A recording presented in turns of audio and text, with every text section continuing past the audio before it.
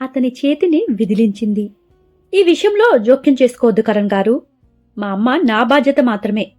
వేరే ఎవరూ సానుభూతి చూపించిన అవసరం లేదు. అది మీరు అయినా సరే అని అంది పర్ణిక. కరణ్ ఒక్కసారిగా ఆమె చేతిని పట్టుకుని వెనక్కి లాగుతూ, నీకు అమ్మ అయితే నాకు అత్తగారు. ఇలాంటి చిన్న హాస్పిటల్లో సర్జరీ చేయించడానికి నేను అస్సలు ఒప్పుకోను. నేను చేసేది చూస్తూ ఉండు అని ఆమెని వదిలి మమత ఉన్న రూంలోకి వెళ్ళిపోయాడు విసురుగా Karan. Hi guys, Bhavani Bhavesh locked heart. ఈరోజు మనం ఎపిసోడ్ 54లోకి వెళ్ళిపోదామా? మరిక ఏమైపోతుంది?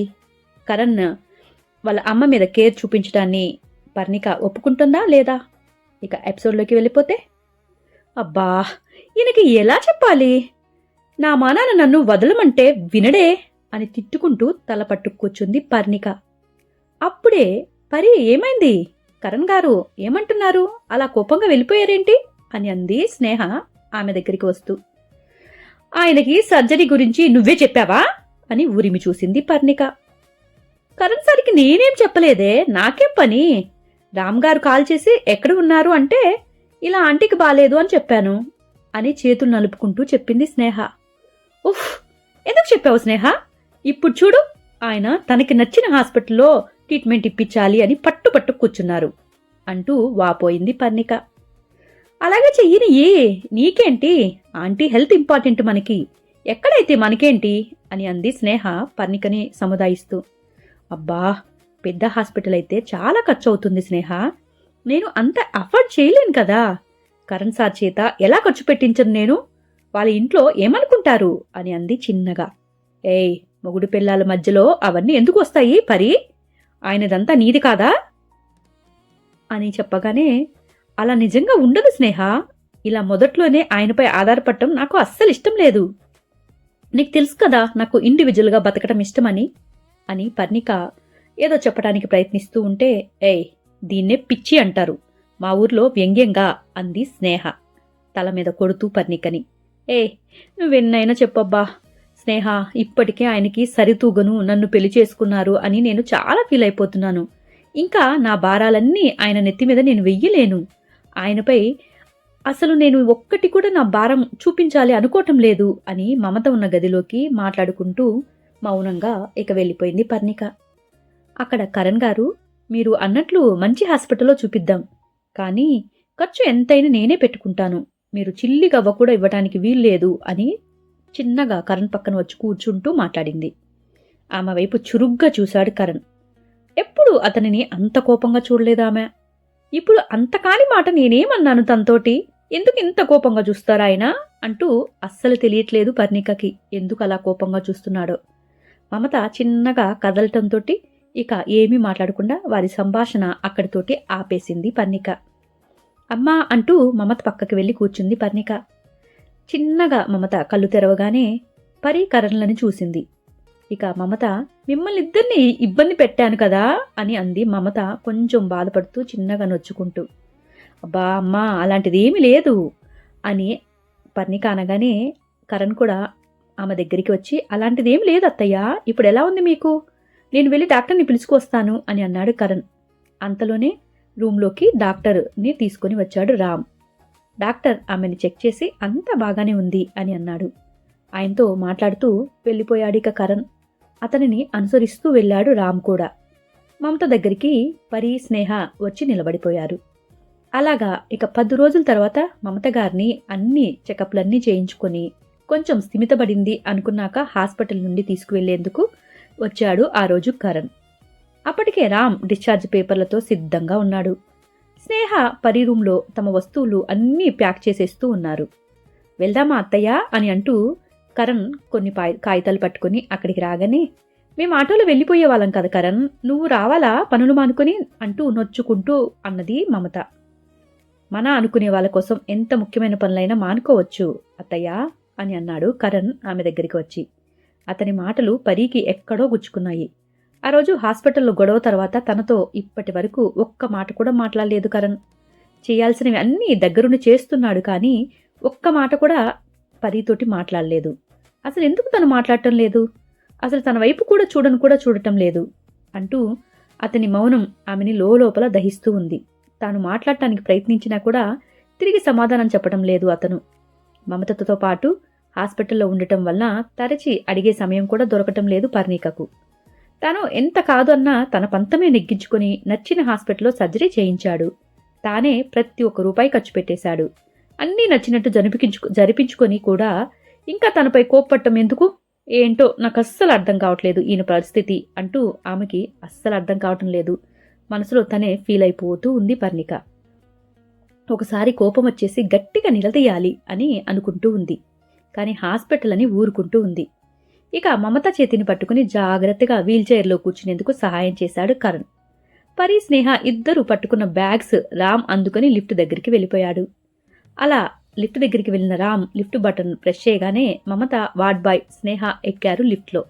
ఇంకొకరికి మాత్రమే ప్లేస్ ఉంది. మీరు వెళ్ళండి మేడం, నేను స్టెప్స్ నుండి వస్తాను అన్నాడు రామ్. అప్పటికి కరణ్ స్టెప్స్ వైపు అడుగులు వేసేశాడు. బ్యాగ్స్ ఉన్నాయి కదా, మీరు లిఫ్ట్లో రండి, నేను స్టెప్స్ నుండి దిగుతాను అని మరో మాటకి తావు ఇవ్వకుండా గబగబా కరణ్ వెనకే అడుగులు వేసింది పర్ణిక కూడా. కరణ్ గారు అంటూ పిలుస్తూ ఉంది వెనక నుండి. కరణ్ తన మాటలు వినపడుతున్నా కూడా ఏమీ విననట్టుగా మౌనంగా దిగిపోతున్నాడు. ఇక అతన్ని చూసి అబ్బా ఏంటి ఇతను అని అనుకుంటూ వెంటనే మెట్లు దిగుతూ ఉంది. అప్పుడే టక్కున వెనక్కు తిరిగాడు కరణ్. అలా వెనక్కు తిరిగి చూడగానే స్టెప్స్పై కూర్చొని పాదం చేతితో రబ్ చేస్తూ కనిపించింది పరి. నొప్పికి ముడుచుకుపోయిన ఆమె ముఖం చూసి గబగబా వెనక్కి వచ్చి, ఎందుకు అంత కంగారు నీకు? నిదానంగా రావచ్చు కదా అని కసిరాడు కరణ్. ఆమె ముందుకు వంగి పాదం తాకబోతున్న అతని షర్ట్ కాలర్ పట్టుకుని దగ్గరికి గుంజింది పర్ణిక. ఊహించని చర్యకి కొంచెం ఆశ్చర్యపోయాడు. ఆ వెంటనే పరి గేమ్ అర్థమైపోయి కనులు ముడిని చూసేశాడు కరణ్. ఏంటి వేషాలేస్తున్నారు? నాతో ఎందుకు మాట్లాడటం లేదు అని కోపంగా అడిగింది పర్ణిక. ఆమె చేతుల నుండి షర్ట్ విడిపించుకోవాలి అని చూశాడు కరణ్. కానీ పర్ణిక అస్సలు వదలటం లేదు. గట్టిగా పట్టుకుంది. ఇంకా ఇంకా గట్టిగా పట్టుకుంటుంది కరణ్ గుంజుతూ ఉన్నా కూడా. ఏ పరి, షర్టు చిరుగుతోంది అన్నాడు కరణ్ కొంచెం విసుగ్గా. పర్లేదు, పోతే పోని, నా ప్రశ్నలకు జవాబు ఇవ్వండి. ముందు నా ప్రశ్నలకి జవాబులు ఇస్తేనే నేను వదిలేస్తాను నీ చొక్కాని అంటూ డిమాండ్ చేసింది పర్ణిక మొండిదానిలాగా. షర్టు చిరిగితే నీకే నష్టం. నువ్వు మాత్రమే చూడాల్సిన నా కండదండలు ఇక్కడ ఉన్న అమ్మాయిలు, ఆంటీలు అందరూ చూస్తారు మరి అని కళ్ళు ఎగరేశాడు కరణ్. అంతే, టక్కున అతని కాలర్ వదిలేసింది పర్ణిక. పొజిటివ్ అని అనుకుంటూ షర్టు సరి చేసుకున్నాడు. సరిగా నిలబడ్డాడిక. పరి కూడా ఇక చేసేదేమీ లేక లేచి నిల్చొని అతని సమాధానం కోసం చూస్తూ ఉంది ఏం చెప్తాడా అని. ఆమెకి ఏమీ చెప్పకుండా మెట్లు దిగుతున్నాడు ఇక వెనక్కు తిరిగి. అతనితో కలిసి కిందకి దిగుతూ అడుగుతుంటే చెప్పరేంటి అని కోపంగా అడిగింది మరలా పర్ణిక. నా ఇష్టం, నాకు చెప్పాలి అని లేకపోతే చెప్పను. ఈ విషయంలో నీ జోక్యం అనవసరం అని ఆమెని ఇమిటేట్ చేస్తూ అన్నాడు కరణ్. గుర్రుగా అతని వైపు చూసింది. నువ్వెలా చూసినా నేను ఇలానే చెప్తాను, నువ్వేం చేస్తావో చేసుకో అని కరణ్ ఒక్కొక్క మెట్టు దిగుతూ ఉంటే, బాగా ఎక్కువ చేస్తున్నారు మీరు అంది. చేస్తాను, నా ఇష్టం, నీకు నచ్చినట్టు నువ్వు ఉంటున్నావు కదా, అలాగే నాకు నచ్చినట్టు నేనుంటాను అని అన్నాడు కరణ్. ఇక ఇద్దరూ అలాగే మాట్లాడుకుంటూ కిందకు వచ్చేశారు. అక్కడ జనమందరూ ఉండటంతో ఇక ఏమీ మాట్లాడకుండా సైలెంట్గా అనుసరిస్తూ ఉంది కరణ్ని పర్ణిక. రామ్ వెళ్ళి త్వరగా కార్ తీసుకుని వచ్చేశాడు. వెనక మమత ఎక్కాక స్నేహ, పరి ఎక్కారు. ముందేమో రామ్ డ్రైవింగ్ సీట్లో కూర్చుంటే కరణ్ అతని పక్కన కూర్చున్నాడు.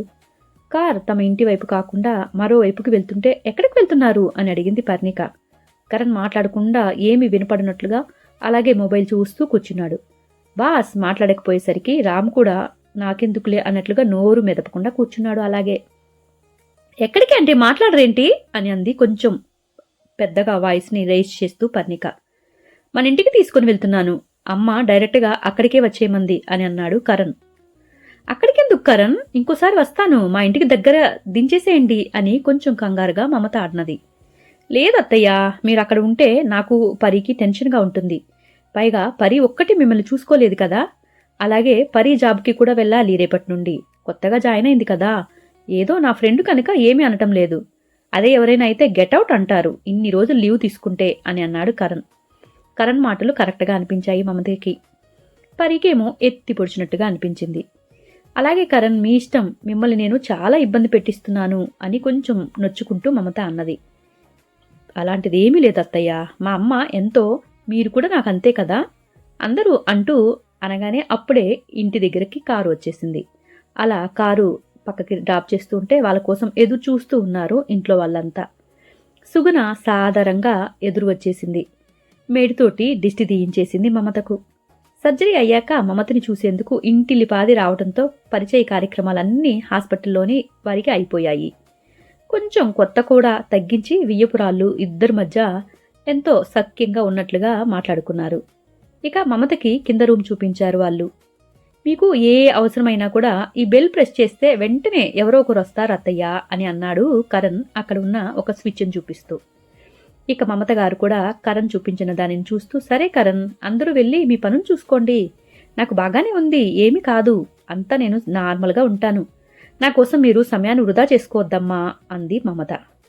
రెస్ట్ తీసుకోండి వదినా, నేను వంట ఎంతవరకు అయిందో చూస్తాను, తొందరగా తినాలి కదా మీరు, ప్రతిరోజు టయానికి తింటే మీ ఆరోగ్యం కూడా మంచిగా కోలుకుంటుంది అని ఇంకా ఆ రూంలో నుండి కిచెన్ వైపుకి అడుగులు వేసింది సుగుణ.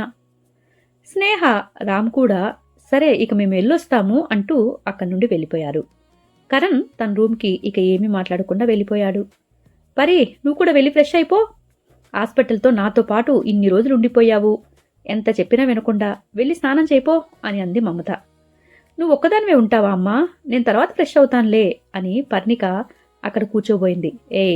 నేను బాగానే ఉన్నాను, పిలిస్తే రావటానికి ఇక్కడ చాలా మంది ఉన్నారు కదా, నా మాట విని నువ్వు ముందు పైకి వెళ్ళు, కరణ్తో కొంచెం టైం స్పెండ్ చేయిపో, ఇలా కొత్తగా పెళ్ళైన వాళ్ళు నా దగ్గర ఉంటే ఎలా చెప్పు అని అంది మమత. ఇక పర్ణిక ఏమీ మాట్లాడకుండా, సరే అమ్మా, ఫ్రెష్ అయ్యి వచ్చేస్తాను, అవసరమైతే తప్పకుండా పిలువు, ఎవరినైనా పిలువు, పర్లేదు, వెంటనే నీ దగ్గరికి వస్తారు అని ఎన్నో జాగ్రత్తలు చెప్పేసింది. సరే సరే పరి, ఇక్కడ మీ అత్తయ్య గారు కూడా ఉన్నారు కదా నన్ను చూసుకోవటానికి, పని మనుషులు కూడా బోలెడు మంది ఉన్నారు, నాకు అంతా కనపడుతూనే ఉంది, ఇక నువ్వు వెళ్ళు అని చెప్పింది. ఇక సరేనమ్మా అలాగే అంటూ తల్లిని వదిలేసి పైకి వెళ్ళింది పర్ణిక. అప్పుడే తను పైకి వెళ్ళగానే బాల్కనీలో ఫోన్లో మాట్లాడుతూ కనిపించాడు కరణ్. అబ్బో, ఎవరితో మాట్లాడుతున్నాడు అనుకుని పర్ణిక స్నానం చేయడానికి ఏమీ మాట్లాడకుండా వార్డ్రోబ్ ఓపెన్ చేసి చక్కగా టవల్ని తన డ్రెస్సెస్ని తీసుకుంటూ ఇక వెళ్ళబోయింది. అప్పుడే చక్కగా ఫ్రెష్ అయిపోయి డ్రెస్ మార్చుకుని వచ్చింది. కరణ్ తను రాగానే బెడ్పై కూర్చొని ఫోన్ చూసుకుంటూ కనిపించాడు. అతను ముందు ఇక వెళ్ళి కూర్చుంది పర్ణిక. అయినా కూడా అతను అస్సలు పట్టించుకోకుండా ఫోన్లోనే ఒక నంబర్ డైల్ చేసి చెవి దగ్గర పెట్టుకున్నాడు.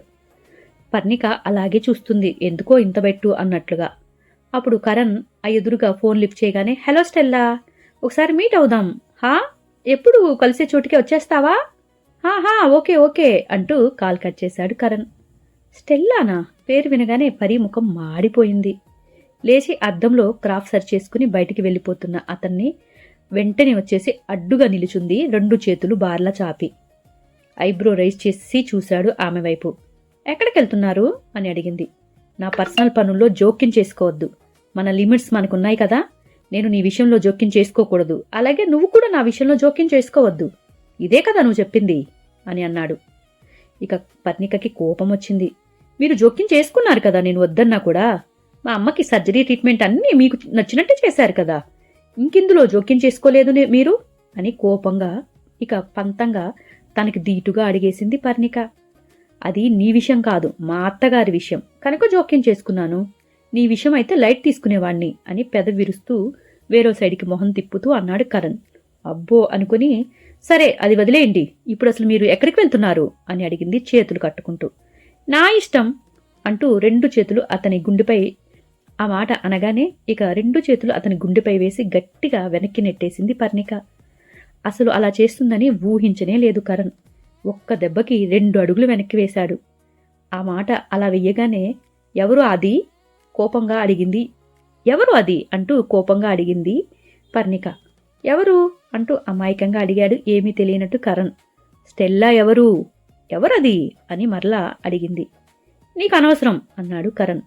నాకు అనవసరమైతే ఎవరికి అనవసరం, ఎవరికి అవసరం, నా భర్త ఎవరో అమ్మాయిని కలవటానికి వెళ్తుంటే నేను కాకుండా ఎవరు అడుగుతారు మిమ్మల్ని, చెప్పండి చెప్పండి అంటూ నిలదీసింది. ఓహ్ రియల్లీ, నీకు పట్టదు కదా ఇవన్నీ, నీ లైఫ్ నీ కష్ట నష్టాలు నాకు సంబంధం లేదు కదా, అలానే నా విషయాలు కూడా నీకు సంబంధం లేదు అని చెప్పగానే, ఇక ఆపుతారా, దాని గురించి ఐఎమ్ సారీ ఫర్ దట్. ఇప్పుడు ఇంకెప్పుడు నేను అలా అనను. ఇప్పుడు చెప్పండి, ఎవరు ఆ స్టెల్లా అని అడిగింది. ఏయ్ ఫ్రెండ్ని కలవటానికి వెళ్తున్నాను, అడ్డు జరుగు అన్నాడు. కుదరదు. చూడండి, ఇంతకు ముందు మీ లైఫ్ గురించి నాకు తెలియదు. ఇక ముందు మీ లైఫ్లో నేను మాత్రమే ఉండాలి. ఇంకొక అమ్మాయి ఉంటే నేను అస్సలు ఒప్పుకోను. ఒప్పుకోక ఏం చేస్తావు అని అడిగాడు. ఎలాగో నీకు ఫస్ట్ నైట్ పై ఇంట్రెస్టే లేదు కదా, నా పాటలేవో నన్ను పడని అన్నాడు కొంచెం కోపంగా ఆమె వైపు చూస్తూ. ఇష్టం లేదని నేను చెప్పానా? ఫస్ట్ కొంచెం టైం కావాలి అని అడిగింది నేనే కదా.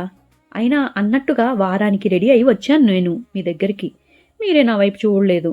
ల్యాప్టాప్లో తలదూర్చి ఆ తర్వాత అమ్మకి ఇలా అయిపోయింది. మీరేమో నాతో మాట్లాడకుండా పెద్ద ఫోజ్ కొడుతున్నారు అని ఉక్రోషంగా తలదించుకుని బాధపడుతున్నట్లు అన్నది పరి. అయితే ఈరోజు ఓకేనా అని ఆమె దగ్గరికి జరిగాడు కరణ్. పర్ణిక వెంటనే అతనిని వెనక్కి నెట్టేసి ఇప్పటి వరకు ఓకే, కానీ ఇప్పుడు కాదు అని ఖచ్చితంగా చేతులు కట్టుకుని చెప్పింది. వై అన్నాడు. స్టెల్లా అని సాగదీసుకుంటూ రెడీ అయ్యారుగా, పోండి దాని దగ్గరికే అని ముక్కు చీదుతూ విసవిస బెడ్రూమ్లోకి నడిచింది. ఇక తను బెడ్ మీదకి వెళ్ళి కూర్చోగానే నవ్వు దాచుకుంటూ ఆమె పక్కన కూర్చుని ఇందాక కాల్ చేసిన నంబర్ డైల్ చేసి స్పీకర్ ఆన్ చేశాడు కరణ్. ఓరకంట అతను ఏం చేస్తున్నాడో గమనిస్తూనే ఉంది, కానీ మొహం మాత్రం తిప్పకుండా చేతులు కట్టుకుని అలాగే మొండిగా కూర్చుంది. హలో అని ఎవరిదో మగకంఠం వినిపించింది స్పీకర్లో. స్టెల్లా, ఇంకా నేను స్టార్ట్ అవ్వలేదు. కరణ్, ఇప్పుడే కదా కాల్ చేశావు అని వినిపించింది. పరి కళ్ళు ఆల్చిప్పలాగా చేసుకుని ఫోన్ వైపు కరణ్ వైపు మార్చి మార్చి చూస్తూ ఉంది. నాకు ఈరోజు రావటం కుదరదు స్టెల్లా, ఇంకో రోజు మీట్ అవుదాం అని అన్నాడు కరణ్. ఓకే ఓకే బాయ్ అని పెట్టేశాడు అతను. తనని నోరు తెరిచి చూస్తున్న పరి వైపుకు తిరిగిపోయి, జోసఫ్ స్టెల్లా వాడి పేరు, స్టెల్లా తన మదర్ పేరు, ఆమె చిన్నప్పుడే చనిపోయింది అని ఆమె గుర్తుగా తన పేరులో కలిపి పెట్టుకున్నాడు. మేము సరదాగా స్టెల్లా అని పిలుస్తాం అని అన్నాడు నవ్వు ఆపుకుంటూ. అతని కళ్ళల్లో అల్లరికి ఇక ఏమి చేయాలో అర్థం కాక పరి ముఖం ఎర్రగా అయిపోయింది. తన ప్రవర్తన మాటలు గుర్తుకు వచ్చి అతని ముందు ఉండలేక ఇక లేచి అక్కడికి పారిపోవటానికి సిద్ధమైపోయింది. ఆమె చేతిని పట్టుకుని వెంటనే తన పైకి లాక్కున్నాడు. అలానే వెనక్కి వాలిపోయాడు కరణ్. అతని గుండెలపై మల్లె చెండులా చేరిపోయింది పరి. ఆమెని కదలనివ్వకుండా చేతులతో గట్టిగా బిగించాడు కరణ్. వదలండి, అమ్మకి టాబ్లెట్స్ ఇవ్వాలి అని అంది చిన్నగా. అప్పటి వరకు గట్టిగా వినిపించిన గొంతు ఒక్కసారిగా గుసగుసలోకి మారిపోయింది. అమ్మ చూస్తుందిలే, మనం మన గురించి చూసుకుందాం ఫస్ట్ అని అన్నాడు ఆమె వైపు సూటిగా చూస్తూ. అసలే సిగ్గుతో ఎర్రబారిన ఆమె మోము అతని చూపుల వేడికి మరింత ఎరుపు సంతరించుకుంది. కనురెప్పలు భారంతో వాలిపోతున్నాయి. అదురుతున్న అదరాలు ఆహ్వానం పలుకుతున్నాయి. ఒక్కసారిగా ఇరువురి స్థానాలు మార్చేసి ఆమె పైకి చేరిపోయాడు కరణ్. కలవరంగా అతని వైపు చూస్తూ ఉంది పర్ణిక. నుదుటి పెదవులతో అద్దాడు. అటుపై కళ్ళు, ముక్కు, బుగ్గలు వచ్చిన వాటికి కైవసం చేసుకుంటూ పెదవుల దగ్గరికి వచ్చి ఆగిపోయాడు. తర్వాతి ఘట్టం తెలిసినట్టు ఆమె పెదవులు సన్నగా వణికాయి. పెదవుల అంచును ముద్దాడి తమని పట్టించుకోలేదు అని వాపోతున్న చెవులకి తడి పెదవులతో విందు చేశాడు. అటుపై కిందకు జారుతూ చెవి కిందుగా నాలుకతో ఓనమాలు రాస్తూ మరి కొంచెం కిందకు సాగాక తీపి మిఠాయి దొరికినట్టు కసుక్కుని పంటిని దించేశాడు. ఆహ్ అని అరిచి అతన్ని నెట్టేసింది. మెడపై చేతితో రుద్దుకుంటూ చిరుకోపంగా చూసింది పర్ణిక. మరుక్షణం ఆమె అద్రాలు బంధించి మధువులు గురోలేందుకు సిద్ధమైపోయాడు. అతని దాటికి తట్టుకోలేక అతని భుజాలు పట్టుకుంది గట్టిగా. కాసేపటికి అతనితో కలిసి పెదవుల యుద్ధంలో భాగం పంచుకుంది. ఇద్దరిలో ఏ ఒక్కరూ తగ్గటం లేదు. గెలుపు తమదే అవ్వాలి అని పంతం పట్టినట్టు. 10 నిమిషాల తర్వాత సాగిన అదరాల యుద్ధానికి స్వస్తి చెప్పారు ఇద్దరు. ఎగశ్వాస తీసుకుంటున్న ఆమె తడి పెదవులు బొటన వేలుతో తుడుస్తూ ఐఎమ్ ప్రౌడ్ ఆఫ్ యూ, చాలా తొందరగా నేర్చుకున్నావు కిస్ చేయటం అని అన్నాడు కరణ్. హాయ్ గైస్, ఈ రోజుతోటి ఈ ఎపిసోడ్ అయిపోయింది. మీకు నచ్చిందని అనుకుంటున్నాను. నెక్స్ట్ ఎపిసోడ్ కోసం ఎదురు చూస్తూ ఉంటారు కదా. ఓకే గైస్, నా ఛానల్ని సపోర్ట్ చేస్తున్న మీ అందరికీ చాలా థ్యాంక్ యూ. రేపటి ఎపిసోడ్ కోసం ఎదురు చూస్తూ ఉంటారని అనుకుంటున్నాను. Thank you guys, bye. తిరిగి రేపు కలుద్దాం.